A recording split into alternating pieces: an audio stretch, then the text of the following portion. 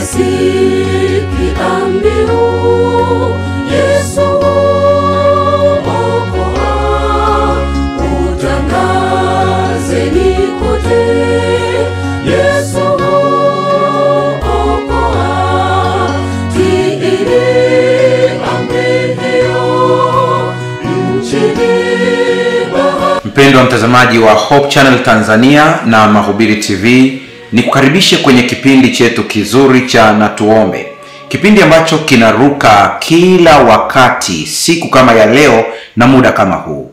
Lakini pia niwakaribishe wale wote ambao wanasikiliza kwa njia ya redio yetu ya AWR Tanzania.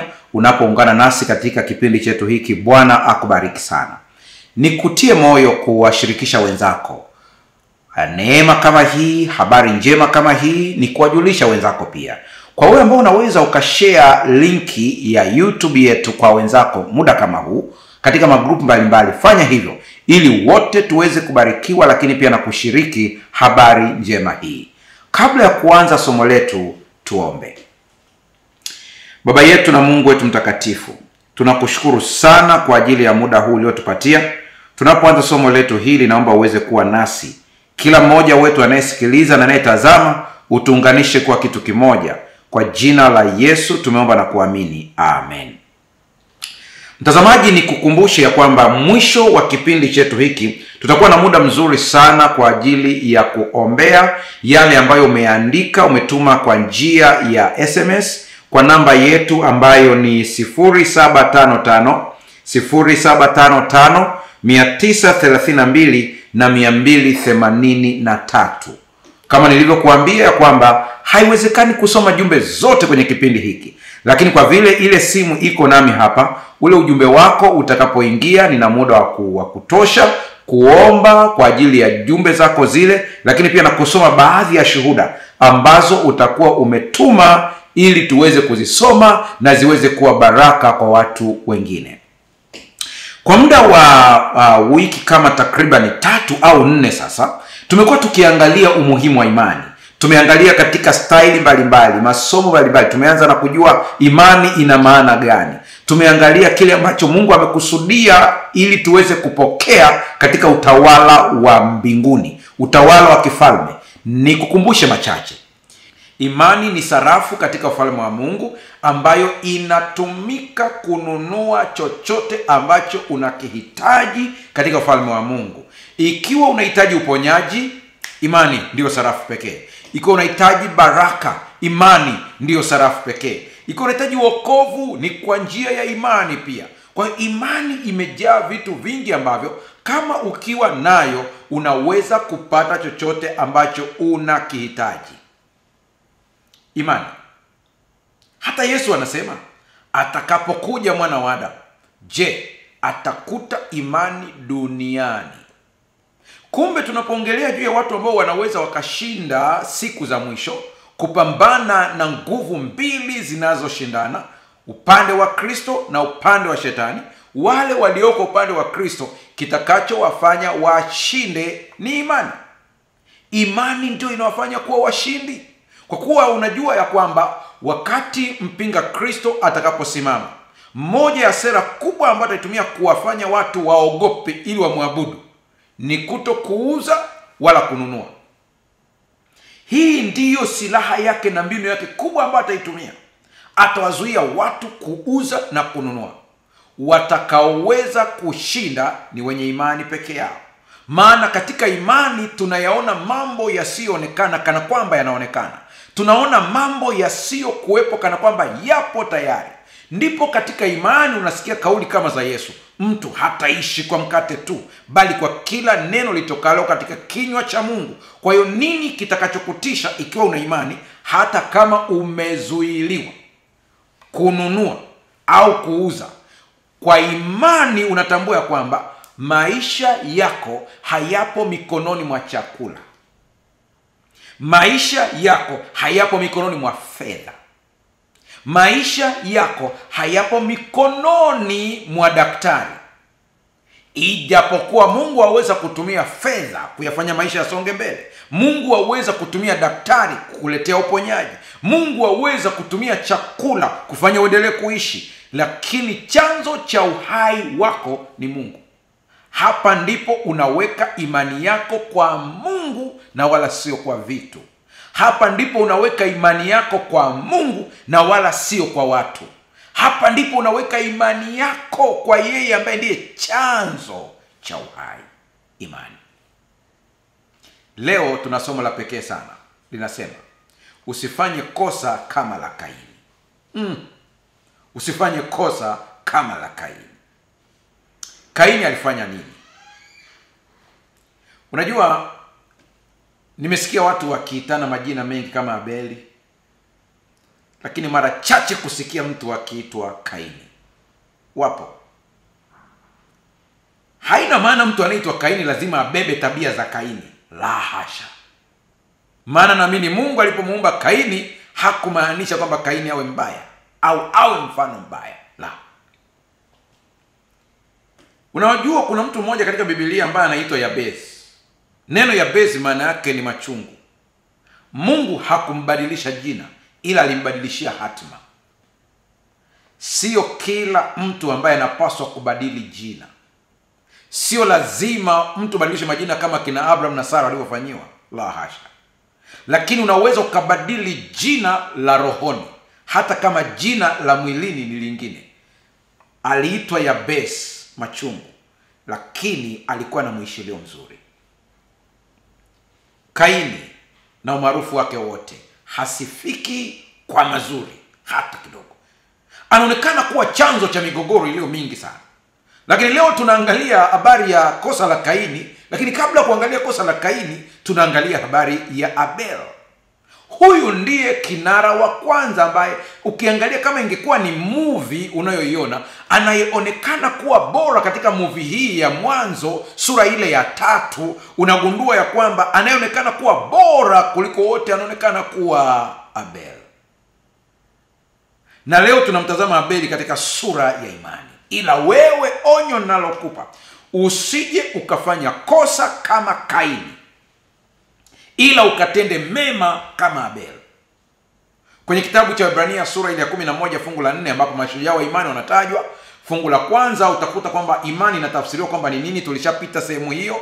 Unakuta kabisa sura ya 11 fungu la kwanza anaeleza imani ni nini, lakini unaona unavyoendelea mpaka ile sura ya 2 na ya 3 unaona jinsi ambavyo vitu visivyoonekana vinatengeneza vitu vinavyoonekana, au kwa lugha nyingine vitu vinavyoonekana havikutengenezwa kwa vitu vinavyoonekana bali visivyoonekana. Inatakiwa utulize akili yako kupambanua hii sentensi vizuri ili uone matokeo yake. Lakini pia unaona katika mstari wa 6 anapoelezea kwamba kwa imani, yani pasipo imani haiwezekani kumpendeza Mungu. Imani inaonekana kuwa chanzo cha kumpendeza Mungu. Mungu anataka aone mtu mwenye imani. Ndipo tunaendelea zaidi, unasoma kuna mashujaa wa imani wanatajwa wengi. Lakini turudi sasa tuangalie mstari wa 4. Anasema nini? Kwa imani Habil alimtolea Mungu dhabihu iliyo bora kuliko Kaini. Kwa hiyo alishuhudiwa kuwa ana haki. Mungu akazishuhudia sadaka zake, na kwa hiyo ijapokuwa amekufa angali akinena. Hapa ndipo tunaanza kuona habari ya utofauti wa hawa wawili. Lakini angalia tofauti hizi. Turudi tena katika Kiswahili chetu cha kizamani, ile fungu la 4 sura 11 kitabu cha Ibrania. Kwa imani Habil alimtolea Mungu dhabihu iliyo bora kuliko Kaini. Kitu cha kwanza kabla hatujaenda mbali ambacho nahitaji uweze kukitazama hapa sio uwingi wa sadaka bali ni ubora wa sadaka. Wow. Hivi ndivyo Mungu alivyo. Unakumbuka story ya mwanamke mjane ambaye alikuja kutoa sadaka na Yesu akamwambia wanafunzi wake kwamba huyu ndiye ametoa kuliko wengine wote. Walikuwepo Mafarisayo ambao walikuwa wanakuja kutoa sadaka zao, zilikuwa na uwingi, zilikuwa ni sadaka nyingi kweli kweli. Wamebeba zile sadaka nyingi kweli kweli. Na uende wakati ule walikuwa wanasema, baadhi ya wanazuoni wanasema kwamba walikuwa wanapiga mbiu kabisa kuonyesha kwamba anayo sadaka ya maana ambayo ameibeba. Lakini anakuja kusifiwa mwanamke aliyetoa visenti tu. Ndipo utajua kwamba kwa habari ya matoleo yetu Mungu haangalii kiwango bali anaangalia ubora. Ni mara ngapi tumepeleka sadaka zetu tukiangalia viwango, lakini kumbe Mungu alitazama ubora wa ile sadaka, quality and quantity. Mungu hakuangalia unaweza ukaleta sadaka iliyojaa gari zima, lakini Mungu anapotazama haina ubora, haina ubora. Na kuna vitu vingi sana vimekuwa vikiharibu sadaka zetu na matoleo yetu, na hatuwezi kuvuna baraka za kutoa kwa sababu hatukutoa kwa ubora, ila tulitoa kwa kuangalia viwango. Mungu atusaidie sana. Kwa imani Habili alimtolea Mungu dhabihu iliyo bora kuliko Kaini. Ubora. Anasema kwa hiyo alishuhudiwa kuwa ana haki. Mungu akazishuhudia sadaka zake, kwa hiyo ijapokuwa amekufa angali akinena. Angalia Kiswahili cha kisasa, andiko lile lile. Anasema kwa imani Abeli alimtolea Mungu tambiko iliyokuwa bora kuliko ile ya Kaini. Wote walitoa tambiko kwa Mungu, lakini mmoja ilikuwa na ubora mwingine. Anasema kwa imani yake, hapo ninataka uelewe vizuri hapa. Kiswahili cha kisasa hapa kimeboresha vizuri. Kwa imani yake alikubaliwa na Mungu kuwa mwadilifu. Mungu mwenyewe alizikubali sadaka zake. Kwa imani yake ingawa alikufa bado ananena. Kuna mtu ambao unaweza ukatenda vitendo ambavyo vinaweza kuwa mwangwi hata kama haupo duniani. Sikiliza vizuri habari ya Abeli. Rafiki yangu ambao unafuatilia vizuri kipindi hiki, leo utajua kwamba kuna matoleo kwa imani na kuna matoleo kwa desturi za kidini. Ndio wakati mwingine unasikia mtu analalamika na kuambia ni kweli maandiko yamesema kabisa leteni zaka kamili na nikitoa zaka nabarikiwa, lakini mbona nimetoa zaka na bado sijabarikiwa? Umetoa kwa jicho la Abeli au umetoa kwa jicho la Kaini? Hapa ndipo unatakiwa ujiulize. Maana hizi dini mbili zimeendelea kuwepo hadi leo. Haya madhehebu mawili yameendelea kuwepo hadi leo. Kwa wapo watoaji ambao wanatoa kwa kutumia barabara ya Abeli, lakini kuna watoaji ambao wanatoa kwa barabara ya Kaini. Na siku zote makundi haya mawili yanalumbana. Kundi moja likidai baraka kwa vile limetoa, hili ni kundi la Kaini. Na kundi lingine likimshukuru Mungu kwa vile limepewa, hili ni kundi la Abeli. Wewe upo kwenye kundi gani? Usikimbie sana. Tuliza akili yako uweze kuelewa. Kuna kutoa kwa imani na kuna kutoa kwa matendo ya sheria. Yote hii ni kutoa, lakini baraka ziko tofauti. Hizi ni hadithi ni hadithi ambazo zinatakiwa zitufundishe sisi leo. Mambo yote yalitokea ili kutuonya sisi tuliofikiriwa na mwisho ya nyakati hizi. Hii ni hadithi kuhusu ibada, dhabihu, imani, kukubaliwa na Mungu na kukataliwa. Swali kuu ambalo limewashangaza wasomi na waumini kwa muda mrefu ni kwa nini Mungu alikubali sadaka ya Abeli lakini akakataa ya Kaini? Ni gumzo. Ndio maana katika Ibrania sura ya 11 anasema kwa imani Abeli alimtolea Mungu tambiko lilokuwa bora kuliko ile ya Kaini. Kwa imani yake alikubaliwa na Mungu kuwa mwadilifu. Mungu mwenyewe alizikubali sadaka zake. Kwa imani yake ingawa alikufa bado ananena. Kuna kitu kimetajwa kikirudiwa mara kwa mara katika fungu la 4. Kwa imani Abeli alimtolea Mungu tambiko lilokuwa bora kuliko ile ya Kaini. Kwa imani yake alikubaliwa. Vyote vinaenda kwa imani, kwa imani, kwa imani, kwa imani, kwa imani. Kwa imani anatoa sadaka, kwa imani anakubaliwa. Kwa imani yake ingawa alikufa angali akinena. Imani ndio inacheza hapa kila mahali. Ndio sababu nikakwambia tangu mwanzoni tulipoanza mfululizo wa vipindi hivi nikasema kwamba kama kuna kitu kilicho bora ambacho kila Mkristo anapaswa kuwa nacho ni imani sahihi. Mungu atusaidie sana. Unajua aya hii inaonyesha msingi wa kanuni ya kimungu. Imani ndio inayofanya sadaka iwe yenye kukubalika kwa Mungu. Imani ndio inayofanya sadaka iwe yenye kukubalika kwa Mungu. Na utaangalia tunavyoendelea, utatazama vizuri kile ambacho Mungu anasema kuhusu Abeli na Kaini. Tutaangalia mambo ya kina katika somo hili. na huenda tukawa na sehemu ya kwanza na sehemu ya pili. Nadhani hii niite sehemu ya kwanza, maana nahitaji niende kwa kina katika somo hili, alafu taingia sehemu ya pili kwenye somo lijalo. Kwanza lazima tuangalie aina ya sadaka zao walizotoa. Cha pili tutaangalia nia ya ibada yao, na tatu tutaangalia matokeo ya kukataliwa kwa Kaini yalikuwa ni yapi, na kukubaliwa kwa Abeli matokeo yake yalikuwa ni yapi. Lakini kwa kina zaidi, kama nilivyokuambia, tutagawa ili somo ili uweze kuelewa, na hata baada ya hapo utaona baraka katika maisha yako. Moja, tutaangalia umuhimu wa kutoa malimbuko, maana pia ni somo ambalo wengi wamekuwa wakiuliza, je, malimbuko yanadumu hadi leo na inatakiwa yatolewe namna gani? Sadaka malimbuko ni gumzo sasa hivi kwenye mitandao, nimeona watu wengi kwa wakiuliza. Tutatazama hili katika Biblia vizuri. Tutaangalia pia umuhimu wa imani katika utoaji wa sadaka, na sadaka ambayo imetolewa bila imani na matokeo yake jinsi yalivyo mabaya. Lakini tutaangalia, huenda kwa kadri muda utakavyoruhusu, tutatazama pia kitu ambacho ni muhimu sana ambacho kinaitwa alama ya Kaini ambayo Mungu alimweka. Tutaangalia pia ni kitu gani ambacho kinaendelea kuwadidimiza watu ambacho kinaitwa wivu na namna kukiepuka. Mungu atusaidie sana. Kwa imani Abel, ndicho kitu ambacho kimeanza mwanzoni kabisa kwenye kitabu cha Ibrania sura 11 fungu la 4. Kwa imani Abeli ali. Kwa kinachoanza kwanza ni imani, na nilikuambia kwamba ukiangalia ili fungu vizuri utagundua kwamba imani imerudiwa katika fungu hilo la 4. Kwa imani, kwa imani, kwa imani, kwa imani, kwa imani. Unapoona kwa imani Abel, anaanza hivyo, kwa imani Abel. Kwa nini anaanza na hili? Imani ni zaidi ya kumwamini Mungu tu, ni kumtumaini na kumtii kwa matendo. Imani ya Abeli ilionekana kupitia ibada yake na heshima yake kwa Mungu. Hii ndiyo sababu sadaka yake ilikubaliwa. Hata kabla hatujaenda kwa kina huko, ikatokea TV yako imezima kabla hujamaliza somo, ikatokea redio yako imekata kabla hujamaliza somo, zingatia mambo yafuatayo. Imani ni zaidi ya kumwamini Mungu tu. Mashetani wanamwamini tena kwa kutetemeka, lakini haiwafanyi wawe watiifu kwa Mungu. Wamekuwa waasi.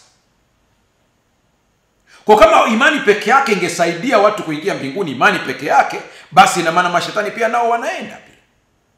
Lakini imani ni zaidi ya kumwamini Mungu tu, ni kumtumaini Mungu, ambayo nimeongea vizuri katika somo lililopita. Ni kumtumaini Mungu na kumtii kwa matendo, yani kwa kuonyesha utii wako. Huwezi kusema kwamba unamwamini Mungu na unamtii Mungu, lakini hatuoni kwa nje. Wakati ninaendelea kukusanya, nilikuwa nasoma vitabu mbalimbali. Kuna kitabu kimoja ambacho ni moja wapo ya kazi ambazo nazifanya, zitakuja kutoka kwa baadaye, kinaitwa Personality Disorder and Relationship. Kwenye kile kitabu ninaandika juu ya changamoto za mpangilio mbovu wa haiba disorder na matokeo katika mahusiano ya ndoa, kazini na maisha ya kila siku. Sasa ukiangalia kwa haraka, definition ya personality disorder ni jinsi ambavyo mtu anaweza kuyatazama mambo na kuyatafsiri na kuchukua maamuzi. Kwa hiyo ukichunguza unagundua kwamba kila mmoja ana disorder yake. Kila mmoja anayo, zinatofautiana. Ziko nyingi na inaweza ikawa kubwa, ikawa kidogo, lakini kila mmoja ana disorder yake. Ndio sababu katika pia saikolojia tunaamini ya kwamba kila mmoja ana blind spots zake za kitabia.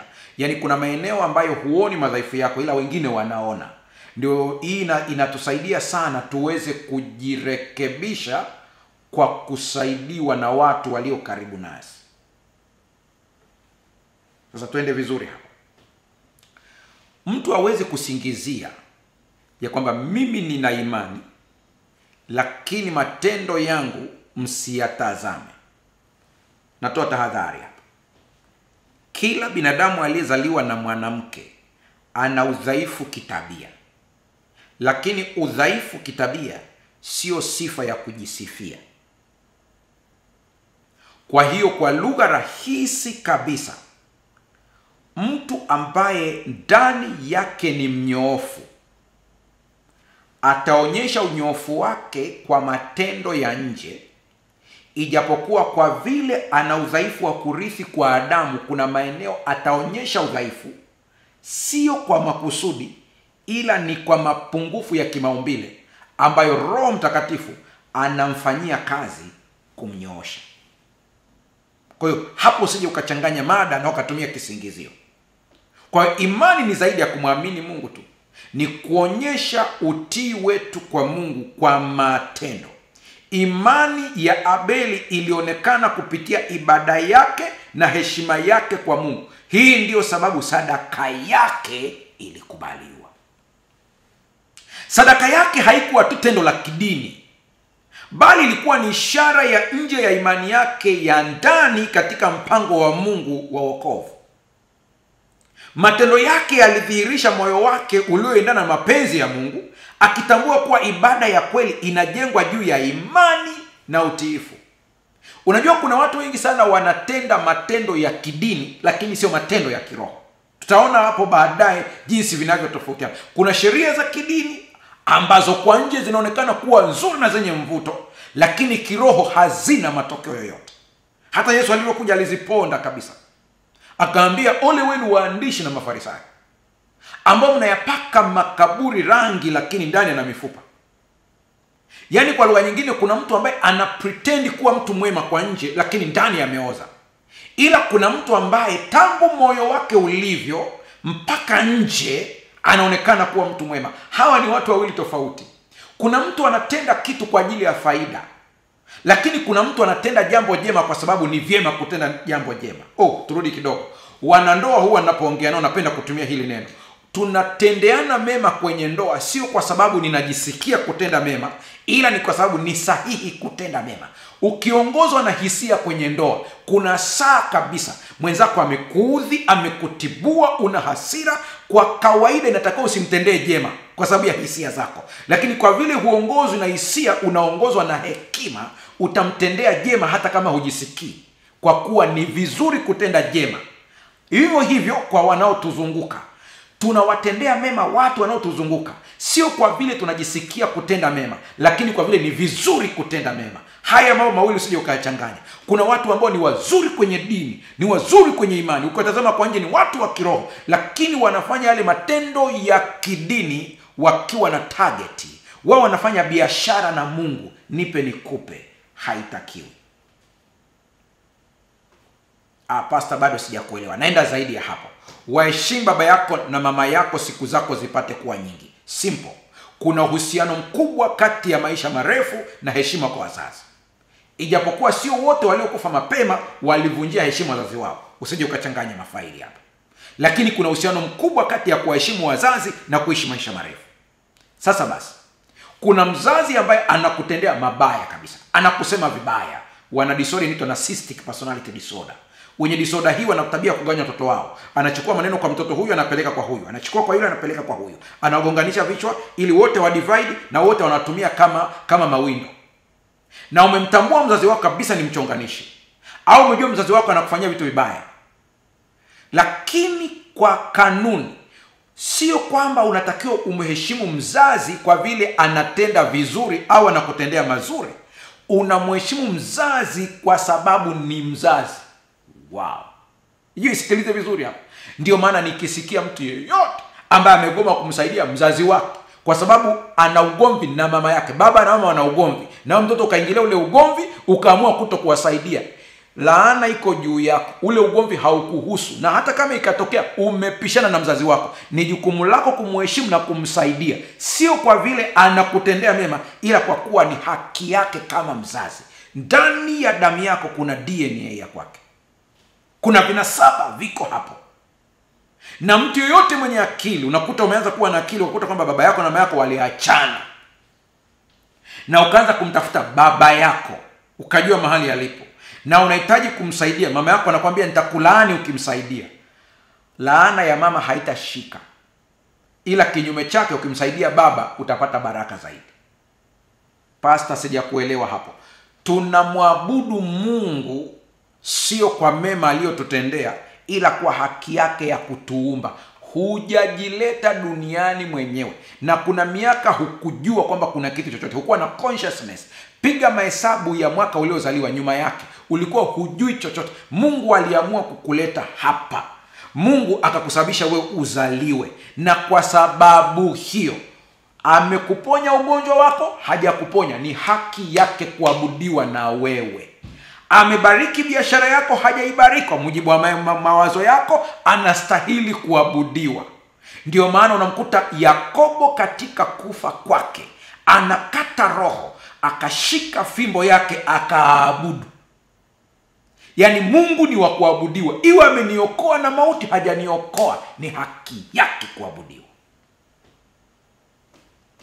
Kwa ukikuta mtu ambaye anagoma kumwabudu Mungu kwa njia ya matoleo yake kwa sababu kuna vitu Mungu hajamwekea sawa, huyu mtu hajui kuabudu kwa imani.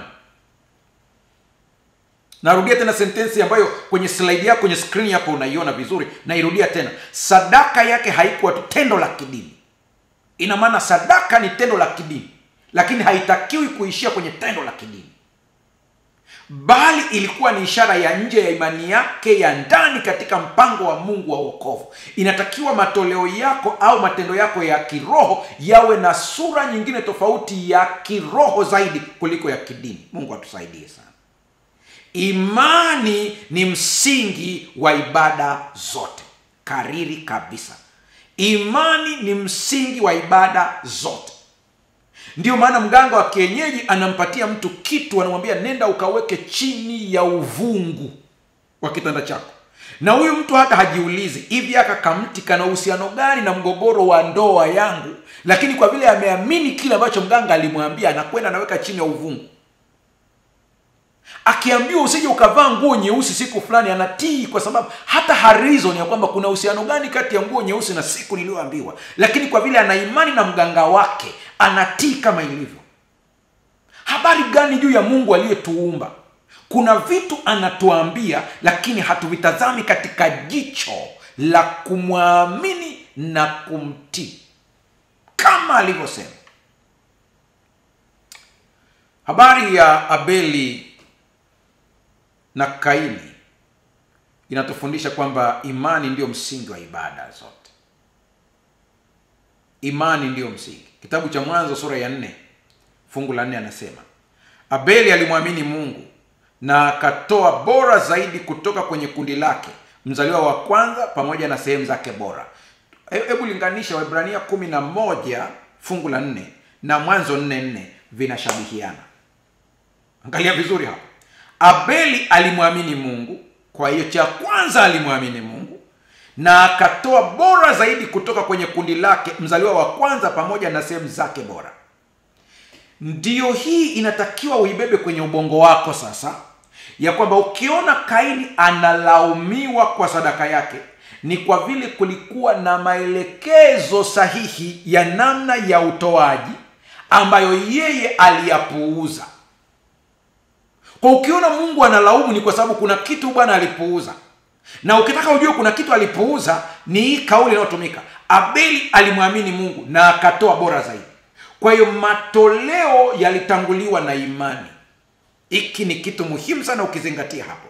Kwa hiyo kuna kitu Mungu alisema, Abeli akakiamini, na alivyokiamini akatii. Nakumbuka ile story ya mwanamke ambaye alikuwa ni mjane, ambaye Elia alienda kwake akimwambia nitengenezee, kwanza akamwomba maji, baadaye akamwomba na mkate. Yule mama akasema sina kilichobakia isipokuwa kidogo tu ili nile na mtoto wangu tufe. Akapewa maelekezo ya kimungu, akayatii. Vivyo hivyo akayatii. Na alivyoyatii akaona matokeo yake. Wakristo walio wengi sana wanamwamini Mungu lakini hawako tayari kumtii. Hasa pale ambapo kila ambacho Mungu anaelekeza kinagusa maslahi binafsi. Hapo ndipo ambapo wengi tunaanza kwenda nje ya mstari. Kana kwamba namwambia Mungu nitakukubalia katika yote, lakini unapokuja kwenye hoja ambayo itagusa ajira yangu, niko tayari kutetea ajira kuliko unachonielekeza Mungu. Dhabihu yake ilikuwa ishara ya mbele ya Kristo ambaye angekuwa sadaka ya mwisho kwa ajili ya wanadamu. Kwa hiyo inaonekana kabisa Mungu alijadiliana nao wote, akawaambia kabisa ili patokee msamaha wa dhambi lazima pamwagike damu. Na ili msamaha wa dhambi upatikane, lazima kuna hatua hii. Na huenda Mungu alipatia maelekezo kabisa kwamba hiki unachokifanya ni ishara ya Mwokozi ambaye atakuja kuwaokoeni hapo baadaye, nyie na uzao wenu wote. Kwa upande mwingine, sadaka ya Kaini ilikataliwa kwa sababu ilikosa imani. Utaangalia ilikosaje imani? Ilikosa imani kwa kile ambacho Mungu ameelekeza. Huenda alianza kutumia reason za kibinadamu, alianza kutumia kutafakari kwa kibinadamu, akaanza kutumia dhana za kibinadamu, zikaanza kuingia kwenye akili yake kwamba inakuwaje kondoo ndiye atumike kwa ajili ya ondoleo la dhambi, aniokoe mimi niliyokosea. Si ni bora ingetumika hata mazao ya ardhi ambayo kiukweli ndio tunayokula, na sisi tumetoka ardhini humo humo. Huenda akaanza kutafakari kibinadamu. Vivyo hivyo na sisi leo, kuna saa mambo ya kimungu tunayaweka katika mitazamo ya kibinadamu. Hapo ndipo tunapokosea. Sikia vizuri, ibada yake ilitokana na mapenzi yake mwenyewe badala ya imani katika mafunuo ya Mungu. Kwa alijipangia ibada yake kama anavyotaka. Ni mara ngapi Mungu ametoa maelekezo na tunajipangia ibada zetu? Hata tunapokuja kwenye kuzozana, ninatumia neno kuzozana, katika tofauti zetu za kimadhehebu, kuna saa tunaweka Biblia pembeni, tunaanza kutumia reasons, tunaanza kutumia uelewa wetu binafsi. Ni kweli madhehebu ni matokeo ya uelewa unaofanana. Yaani wale ambao mnafanana uelewa mnaunda dhehebu lenu. Mkitokea mnakuwa na uelewa wenu mnaunda dhehebu lenu. Kwa hiyo imekuwa ndio matokeo yako hivyo. Lakini nataka niseme hivi, mimi sina shida na dhehebu lako. Lakini swali liko hapa, je, unachokiamini kinaungwa mkono na Biblia ambayo ndio chanzo cha yote? Kwa mgogoro wa Abeli ilikuwa ni kwamba yeye Abeli na Kaini walitofautiana katika mfumo wa ibada. Mmoja ana ibada ambayo ni maelekezo ya Mungu ambaye ni Abeli, na Kaini ana ibada ambayo ni maelekezo ya maono binafsi. Kwenye kitabu cha Ibrania sura ile ya 11 fungu la 6 anasema, basi pasipo imani haiwezekani kumpendeza Mungu. Kwa maana kila mtu anayemwendea Mungu ni lazima aamini kwamba Mungu yupo, na kwamba Mungu huwatuza wale wanaomtafuta. Kiswahili cha kisasa, tuzo. Ibada yako ya kwanza ili uweze kubalika, unapoenda kwenye ibada kanisani, unafanya ibada nyumbani kwako, unafanya ibada popote, umeenda kwenye msitu, unafanya maombi, lazima ili ibada ikubalike. Ni ibada ya matoleo, umeamua kumwabudu Mungu kwa njia ya matoleo. Iwe umeamua kumwabudu Mungu kwa njia ya kusaidia maskini, umeamua kumwabudu Mungu kwa kuunga mkono kazi yake, kwa mfano kujenga makanisa, kuwasaidia wainjilisti wanaohubiri, wachungaji, kwa namna yote ile umeamua kufanya hivyo. Lakini lazima ibada yako ijengwe katika mambo yafuatayo. Moja ni kwamba Mungu yupo. Namba 2, Mungu anawapa thawabu wale wanaomtafuta. Yaani kumtafuta Mungu kwako sio bure, kunalipa. Japo isiwe ndio msukumo wa lengo la kumtafuta, ila mtafute Mungu kwa imani ya kwamba Mungu yupo na ana haki ya kutafutwa, alafu mengine atakuja ni matokeo. Biashara hiyo inalipa kabisa.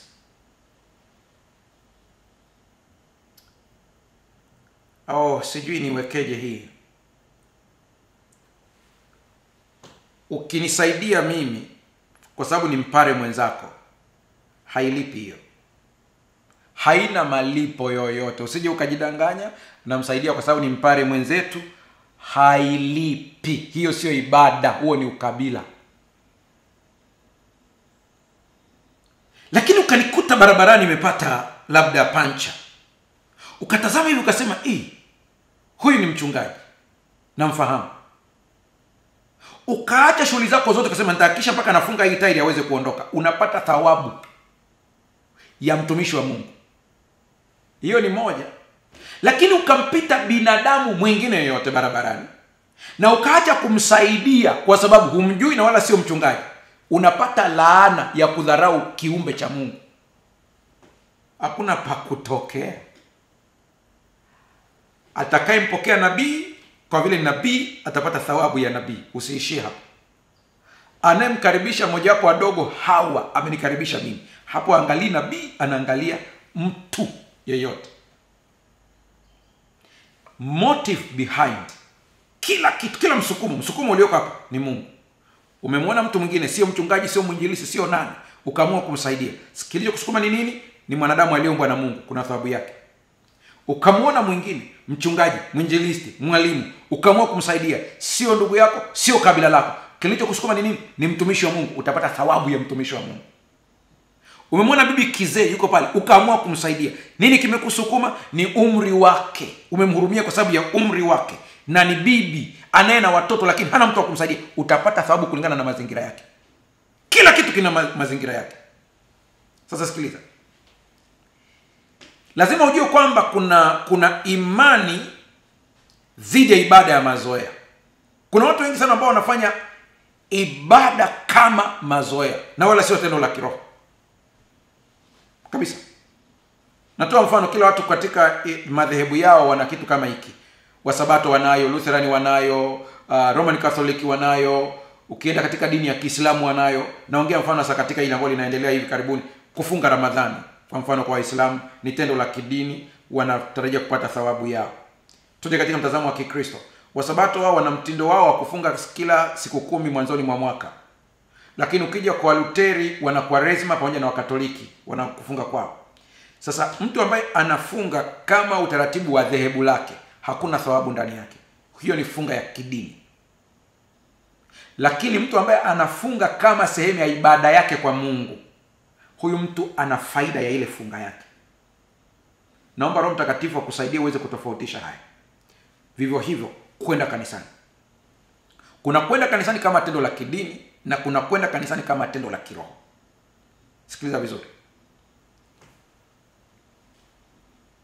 Watu wanafanya ibada, wanatoa sadaka na kushiriki katika desturi za kidini, lakini mioyo yao iko mbali na Mungu.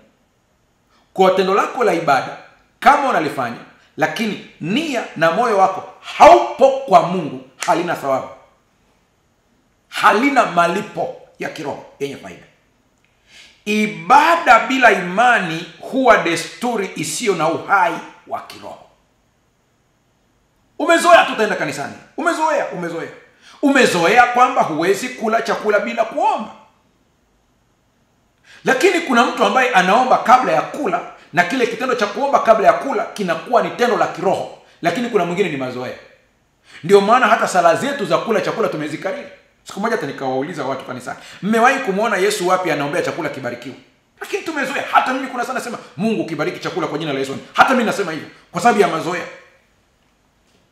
Lakini unapoelewa maana ya kuomba kabla ya kula, kwamba maana yake ni nini, utaomba katika sura ya kiroho zaidi kuliko ya desturi za kidini. Kwa mfano, nenda kaangalie pote Yesu alipokuwa ameitwa au ameombwa aombee chakula alipokuwa duniani, au alipofanya hivyo kwa ajili ya chakula kuliwa. Siku zote anasema akaomega mkate akashukuru, au akashukuru akamega mkate. Kwingine unakuta Yesu anaomba ombi lake la chakula, anasema ninakushukuru Mungu utupae chakula. Kumbe kabla ya kula hatufanyi ibada ya kuombea chakula kibarikiwe, ila ni kushukuru kwa kupewa chakula. Lakini kama una target nyingine baada ya hapo, ndipo ifuate. Kwa sababu kwa kutamka chakula, kwa kukitamkia chakula maneno ya baraka, unaweza ukabadilisha state yake, hali yake pia. Hilo kwa imani linawezekana, lakini lisiwe target. Target ya kwanza ni kumshukuru Mungu atupae chakula. Mungu atusaidie sana. Nimesema ibada bila imani huwa desturi isiyo na uhai wa kiroho. Ibada ya kweli kama ile ya Abeli ni mzizi katika imani, upendo na utiifu kwa Mungu. Hoja iwe ni kumpenda Mungu. Kwa nini unawahi kanisani? Nampenda Mungu wangu, naenda kufanya ibada, naenda kumwimbia, naenda kusoma neno, naenda kujumuika na wenzangu. Nini kimekusukuma? Upendo wangu kwa Mungu. Lakini kuna mtu anawahi ibada kanisani ili tu watu wamsifie kwamba fulani anajua kuwahi kanisani. Wakati nafundisha shule ya Sabato katika moja hapo ya makanisa ambayo ninayasimamia, nikamwambia msije mkadanganywa na watu ambao wanawahi sana, mkahitimisha ukatolea mfano kabisa kwamba fulani anawahi sana, fulani anawahi sana. Ni kweli tutoe mfano ili kuwahimiza watu wengine, lakini Mungu ndiye anayesoma moyo. Kuna wengine wanawahi pale kanisani ili yawahi ile sehemu yenye chaja ya kuchomeka chaja yake pale ili achaji simu. Kwa hiyo anawahi kale, kuna kaeneo kake anawahi, ndipo soketi ilipo. Nyie mkimwona mnajua amewahi ibadani, kumbe yeye amewahi soketi, kwamba akiwahi pale atachomeka chaja yake pale, endelee kuchaji simu. Anza kuelewa. Kama tukilelewa hivi vizuri, tutaanza kuvuna thawabu kama Abeli ambayo inatakiwa. Siku ya Sabato unaenda kanisani, ndio. Lengo lako ni nini? Lengo langu ni ibada. Lakini kuna mtu anawahi siku ya Sabato kabisa, anawahi kanisani pale, anawahi kusali kabisa. Ukimuuliza lengo lake ni nini? Naogopa kuchomwa moto, maana amri ya Mungu imesema siku sitafanya kazi, tenda mambo yako yote, lakini siku ya saba ni Sabato ya Bwana Mungu wako. Kwa hiyo kinachofanya wewe ni naogopa kuchomwa moto. Ina maana kusingekuwa na jehanamu, usingekuwa unamwabudu Mungu. Nini kinakufanya utoe zaka na sadaka? Maana imeahidiwa kwenye malaika kwamba nitabarikiwa. Kusingekuwa na baraka, nisingetoa. Ndio maana huoni matokeo ya zaka zako na sadaka zako. Mungu anachokitafuta ni watu ambao wanajua kumwabudu katika roho na kweli. Hicho ndicho Mungu ambacho anakitafuta. Msukumo uwe ni msukumo wa rohoni. Kwenye kitabu cha Yohana sura ya 4 fungu la 23 anasema, lakini saa inakuja, nayo saa ipo, ambao wamwabuduo halisi watamwabudu Baba katika roho na kweli. Kwa maana Baba awatafuta watu kama hao wamwabudu. Ukisikia katika roho na kweli, ni kuelewa vizuri fungu lile la 24, Yohana 4:24. Mungu ni roho, nao wamwabuduo yeye wapasa kumwabudu katika roho na kweli. Utaona makosa ya Kaini na werevu wa Abeli katika kumtambua Mungu kwa kujua hili andiko. Jambo la kwanza, Mungu anahitaji watu wamwabudu katika roho na kweli. Katika roho. Ukijua nini? Ukijua Mungu ni roho. Ndio maana amesema Mungu ni roho, nao wamwabudu imepasa kumwabudu katika roho na kweli. Mungu sio kiumbe cha kushikika kama hii podium ambayo nimeishika hapa. Hii podium haiwezi kuwa maeneo yote wakati wote, lakini upepo au hewa ya oxygen iliyoko ndani ya studio niliyoko hapa ndiyo hewa pia iko nje, japo kwa viwango tofauti. Huo ni mfano tu, hauwezi kulingana na Mungu pia. Lakini Mungu ni roho. Ina maana ya kwamba popote unapofanya ibada, ujue Mungu anachunguza moyo, na huwezi kumficha kwa muonekano wako wa nje wakati moyoni mwako kuna kitu kingine tofauti kabisa. Na ujue Mungu yuko wakati wote, Mungu anaona kila kitu, na huwezi kumficha chochote. Kwa hiyo unapoenda kutoa sadaka kwa lengo la kurekodiwa, Mungu amesoma hicho kitendo chako tangu moyoni, na usidanganya kwamba atakulipa thawabu kwa kuwa tayari umeshapata thawabu kwa kujionyesha. Mungu ni roho. Kumwabudu Mungu kwa imani humaanisha kumtegemea kabisa kwa kuamini ahadi zake na mpango wake wa wokovu kupitia Yesu Kristo, badala ya kutegemea juhudi zetu binafsi au desturi za kidini. Ni ibada inayotoka moyoni, inayoonyesha unyenyekevu, utii na upendo wa kweli kwa Mungu, tukitambua kuwa yeye ndiye chanzo cha maisha na wokovu wetu. Unapofanya tendo lolote la kidini, lazima utambue ya kwamba Mungu ndiye chanzo cha kila kitu. Kwa hiyo huwezi kumhonga kwa chochote. Ni kweli ameweka matoleo ya sadaka na kusaidia watu kama njia ya kuchota baraka, lakini haina maana ya kwamba kila anayetenda matendo hayo atapata baraka. Anayepata ni yule tu ambaye ametambua ya kwamba Mungu hahongwi, ila kwa rehema zake ameamua kutuelekeza, kutupa siri za ufalme wake. Sio jitihada zangu zinanipa baraka, ila ni neema ya Mungu kunipenda, kunionyesha. Ni sawa na mtu akwambie, ukinikuna hapa kichwani nitakulipa $200, na yeye huyu mtu anakushika mkono, anaweka kwenye kichwa chake, na unamkuna kwenye kichwa chake vizuri, alafu anakuja kukulipa. Yeye ndiye aliyekuonyesha kichwani, yeye ndiye aliyekuleta ule mkono mpaka pale, alafu yeye ndiye anayekulipa. Hii inakufundisha unyenyekevu. Kuna watu wanafunga na kuomba, lakini hawapati thawabu ya funga zao kwa kuwa ni za kujionyesha. Ndio maana Yesu akasema, bali wewe ufungapo usiwe kama wanafiki ambao wanapenda kunyumbua nyuso zao ili waonekane ya kwamba wamefunga. Hajasema usifunge, ila amesema ukifunga usionyeshe kwamba wewe ni wa kiroho kuliko. Naenda deep zaidi, ili mtoto wa Mungu unanisikiliza utubu pale ulipochemka. Naongea kwenye mambo ya kiroho ambayo ni matendo ya kidini, lakini ambayo sio ya kiroho. Unaweza ukafunga kidini na unaweza ukafunga kiroho. Endapo unaamini ya kwamba ulisikiwa maombi kwa vile ulifunga siku nyingi, hilo ni tendo la kidini na ni tendo la Kaini. Mchungaji, sijakuelewa. Kuna mtu anaweza akafunga siku moja na mwingine akafunga siku 7, lakini aliyefunga siku moja akawa na thawabu nyingi kuliko aliyefunga siku 7, kwa kuwa aliyefunga siku 7 aliamini ya kwamba kufunga kwa muda mrefu zaidi ndipo kutamletea matokeo ya kile anachokihitaji. Kwa hiyo ni jitihada binafsi za kwake ili kupata jambo. Huyu mtu hana thawabu kwa vile anahitaji kumshawishi Mungu kwa funga yake. Aliyefunga siku moja, kwa nini amefunga kidogo na anapata thawabu? Ni kwa sababu funga yake ilikuwa na lengo la kujinyenyekeza, ili apondeke mbele za Bwana. Udhaifu wake na kiburi chake anakiweka chini ili Mungu aingilie kati. Huyu ana thawabu kwa kuwa hata funga yake haileti katika madai ya kupewa, ila ilikuwa ni njia ya kujishusha, humbling yourself, kujishusha binafsi. Hasa mchungaji, siku 2, siku 3, siku 4 zina vigezo gani katika kufunga? Endapo Roho wa Mungu ndiye amekuongoza kufunga siku 3, amekusukuma kufunga siku 7, amekusukuma, ni kwa sababu kuna hali ya kiburi ndani yako. Yeye mwenyewe ameiona kwa kufunga kwako kwa muda mrefu, ndipo unakipona na kukimaliza, na utajikuta baada ya funga yako hutajisifia hata kidogo. Ukikuta mtu anajisifia, anakwambia usione hivi, nimeenda 3 kavu, hicho ni kiburi cha kidini.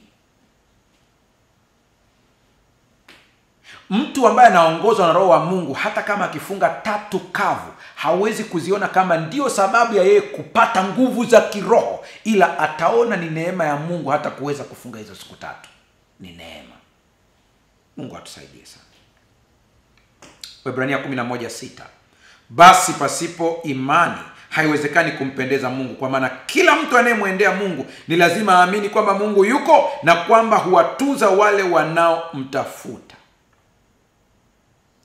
Kaini huenda alitoa mazao mengi kuliko Abeli, mazao ya ardhi, mwingine akatoa ya wanyama, lakini hayakuwa bora. Ibada inapaswa iwe ibada inayotoka moyoni ya kumtambua Mungu na upendeleo wake, na wala sio kumhonga Mungu kwa vitu vyetu. Mathayo 15:8 anasema, watu hawa uniheshimu kwa midomo yao, lakini mioyo yao iko mbali nami. Rafiki yangu, unaweza ukamwabudu Mungu kwa kutamka, lakini haitoki moyoni. Mungu hataki matendo matupu ya kidini. Anatafuta waabudu wa kweli ambao wanamwamini kwa moyo wote. Sadaka ya Abeli ilikubaliwa kwa sababu ilitolewa kwa imani, ikionyesha moyo ulioelewa haja yake kwa Mungu. Moyo ulioelewa umuhimu wa Mungu katika maisha yangu. Moyo unaotambua ya kwamba ninamhitaji Mungu, sio Mungu ananihitaji mimi. Usije ukadhani ya kwamba zile sadaka zako ndio zimesaidia kanisa kujengwa, ila Mungu wewe ndio unayemhitaji Mungu zaidi. Kwa hiyo Mungu hakuhitaji wewe kama unavyodhani. Mungu anaweza akaamuru chochote kikawa. Mungu anaweza akatamka tu karatasi zote zikawa pesa na kanisa likajengwa. Ila ukiona amekushirikisha kujenga kanisa, ni kwa sababu wewe ndio unayemhitaji yeye. Kwa hiyo amekufanya kuwa partner, mbia katika biashara yake, ili wewe ndio ufaidike. Ukiona Roho Mungu ameingia ndani yako kwa kusema, nenda kanunue microphone kwa ajili ya huduma fulani pale kanisani, nenda ukamlipie mwinjilisti fulani mshahara wa mwaka mzima. Sio kama Mungu anakuhitaji wewe, ila wewe ndio unamhitaji, ila hiyo imetumika kama gia, wewe usaidiwe. Nyenyekea, tumia hiyo fursa kabisa, ukijua Mungu amenipa fursa ya kumlipia mwinjilisti wa maeneo mapya mwaka mzima. Mungu amenipa fursa ya kumsaidia mchungaji wetu kanisani kununua usafiri ili aweze kuhudumia watu. Hiyo ni fursa. Sio unaanza kusema unaona hiyo gari ya mchungaji, sisi ndio tuliochanga. Hicho ni kiburi. Mmemsaidia mtoto yatima amekuja kusoma na degree, unasema unamuona ile degree aliyowasi ndio tulimsaidia ada. Hicho ni kiburi.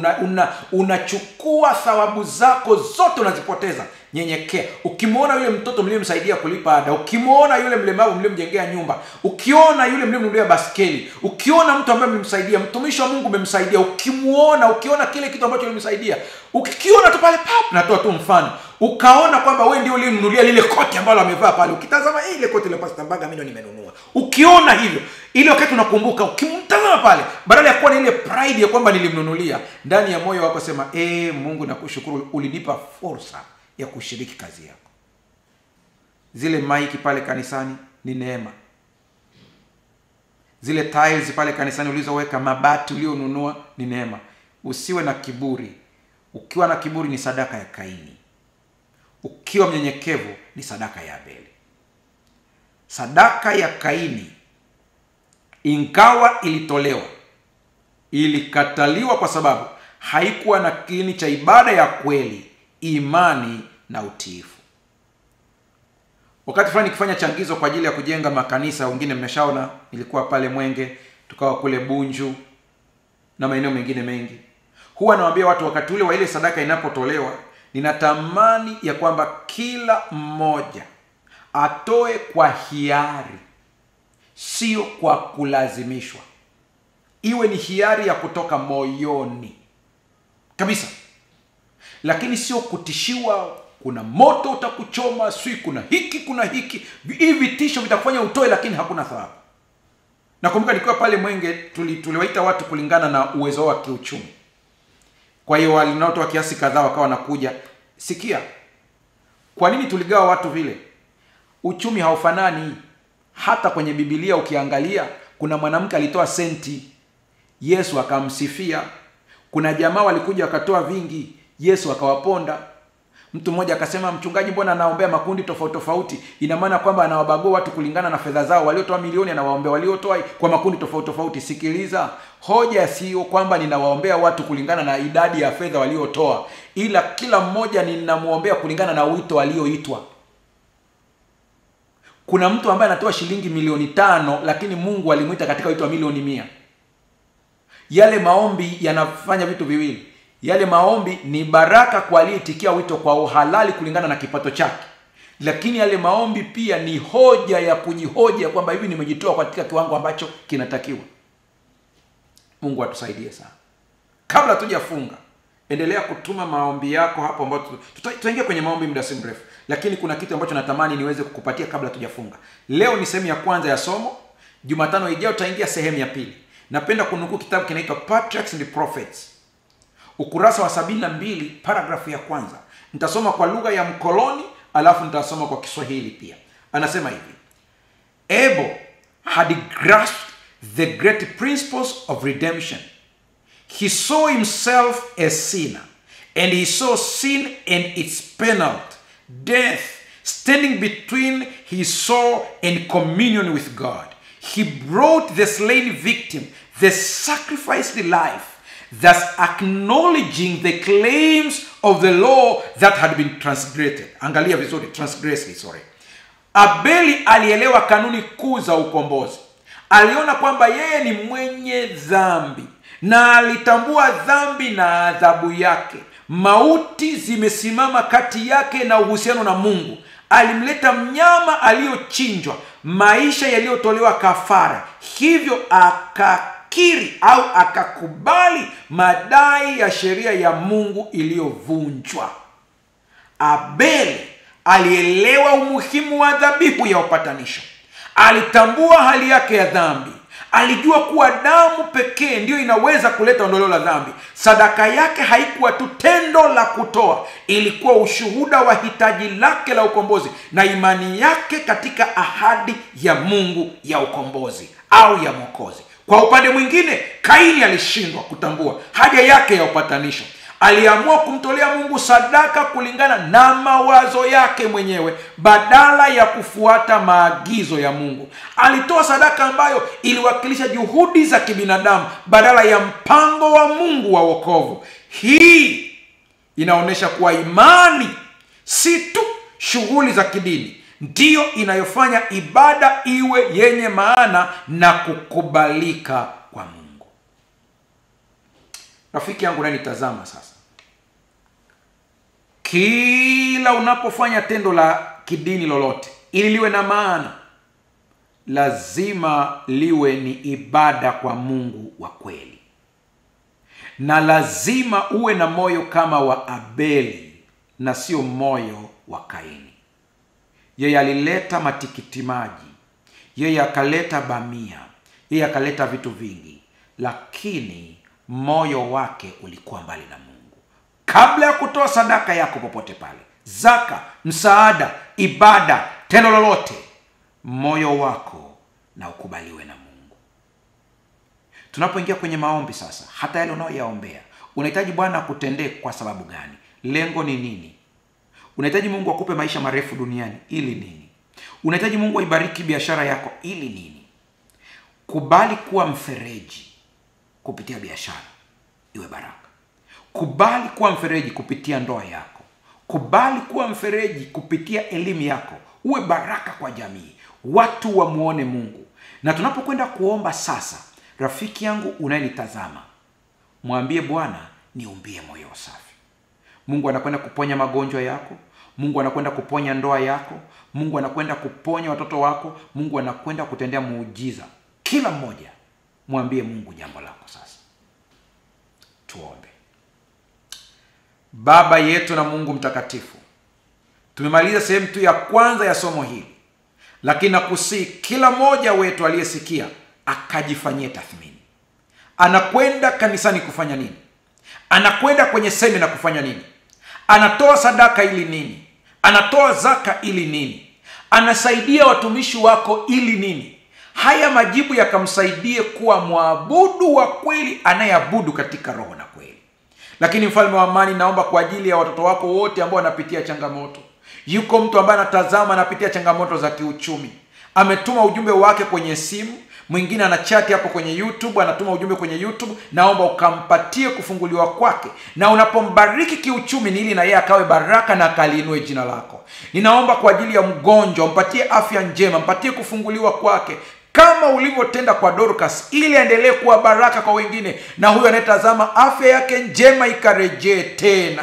Ukaponye magonjwa yake, ukampatie watoto wa kiume na wa kike, ili ndimi zake zikatangaze habari njema na watu wengi waweze kuokolewa, na watoto wake wakawe ni baraka kama ilivyokuwa kwa Samueli. Kuna mtu ananyanyaswa kazini, ukamtetee Bwana. Kuna mtu ambaye ana changamoto katika ndoa yake, ukampiganie. Kuna mtu ambaye anatafuta ajira, ukamfungulie milango ya baraka. Kuna mtu ambaye anatafuta uraia wa nchi fulani, mfanyie wepesi. Kuna mtu anatafuta visa, ukapate kumbariki. Kuna mtu aliyefungwa na pepo wabaya, wakaondoke katika mwili wake na nafsi yake, awe huru kuanzia leo kwa jina la Yesu Kristo. Na kila tunapobarikiwa, acha ndimi zetu zikamtukuze Mungu wa miungu. Kwa jina la Yesu Kristo tumeomba na kuamini, amen.